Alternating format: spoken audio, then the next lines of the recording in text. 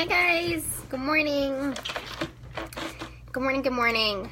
Okay, let me share this video on my other pages. Give me a second. Okay. How's everybody doing today? I am getting closer and closer to my trip to Asia, so I'm feeling a certain type of way. Guys, if you're joining, say hi.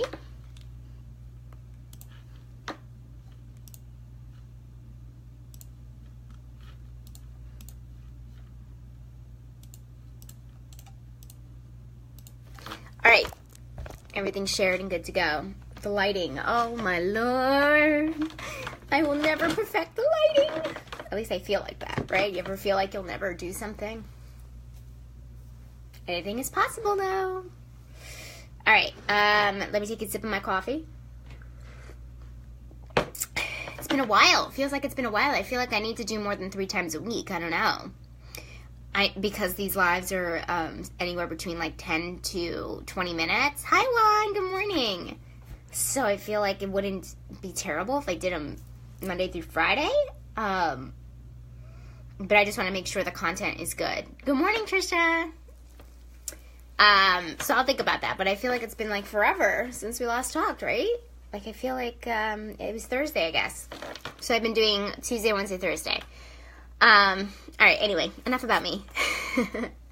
Guys, today's topic is awesome. Let me go ahead and introduce myself if there's new people on. My name is Justine Leslie. I'm an intuitive and spiritual coach. I help people get spiritually connected and empower their intuition to live a more aligned life.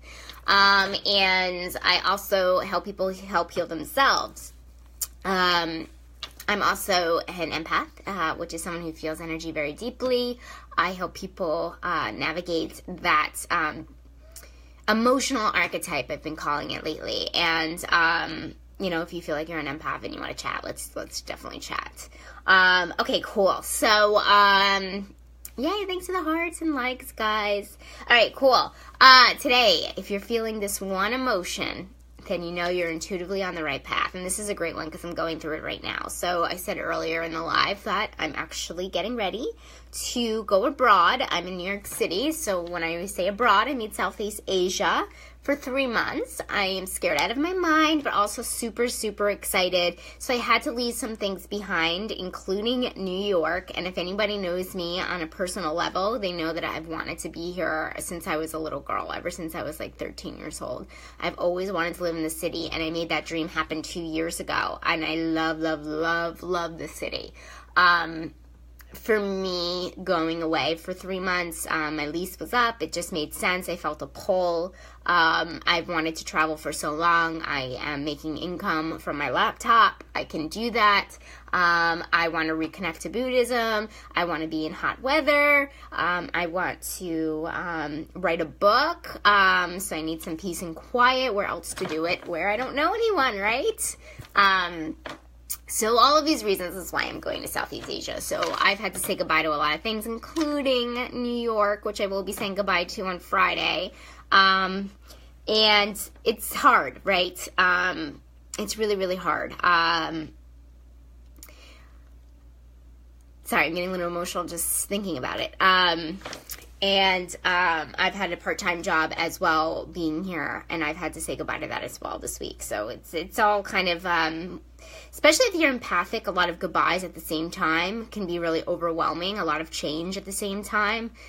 So it's really important to take care of yourself when a lot of change is happening in your life. But, at the end of the day, life is suffering, right? I am suffering a little bit, right? I'm feeling these negative emotions as far as letting go is not my strong suit, and this is what I tell everybody, right? Because I think people think because I'm a spiritual teacher of some kind that I don't experience the same emotions as everyone else. But I'm actually, I need it the most, and that's usually what I say to people, is that, I'm not an expert at letting go. I'm not. I just do the practices that I teach, and they help me create a life of emotional freedom, which if I never achieve the level of emotional freedom I have now, I would never be able to go overseas, because I know that the feeling of not being able to be detached from people would prevent me, which it has in the past, right? So I'm talking about emotions because this whole live is really about that, right? So life is suffering, I guess is what I'm trying to say, and the decision to actually do something and make a big change in your life may not always be clear, easy, or feel good. Now, when I say feel good, this is what I mean. Because my decision to go to Asia feels good, right?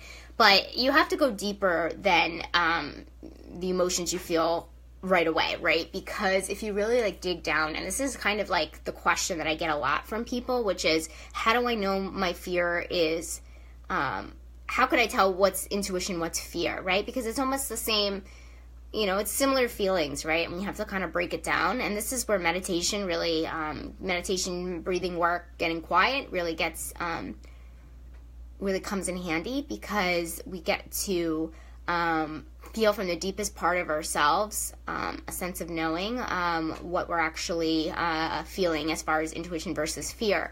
So when I say this, when you do something big, there is this feeling of, I have negative emotions, right? I'm nervous. I'm afraid I'm going to have a panic attack. I'm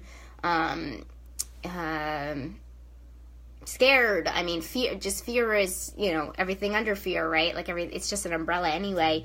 But, I'm doing it anyway because deep down I feel that I'm being called to do it. Here's a new beginning. Justine finally got to watch you. Oh, yay! Thank you, Cecilia. That's very sweet. Thank you so much.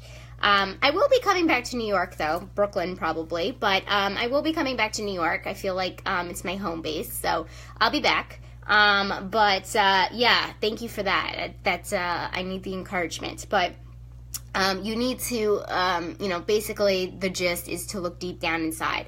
And basically, I always say with this one emotion, even though you have all the fear and everything else under that umbrella, if you feel relief, that's the one emotion I'm talking about, guys. If you feel relief about leaving something, even though, and I felt this many times in my life where I've left relationships that I was still already in love with the person, and I would just feel relieved getting out of it, because that relief is actually triggered by a sense of liberation, right? And going back to the emotional freedom thing, we want to feel liberated at all times. We are human beings, we're soulful, we're humans, and we're spiritual beings, right? So both parts of ourselves wants to feel free. We don't want to feel confined regardless of what people want you to think, right? Like corporate, like for example, I know I'm like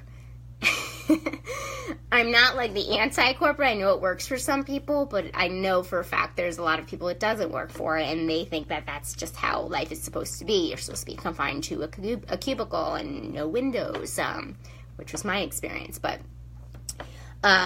if you feel that relief, and you know what relief feels like, right, guys? I'm not going to sit here and describe an emotion, right? Because I feel like it's different for everyone, but when you can sigh a sigh of relief. It's just very, and you can tell, like I said in the umbrella, there's only two real emotions here, or, spectrums. We have love or fear, right? There are things that fall under fear, and there are things that fall under love.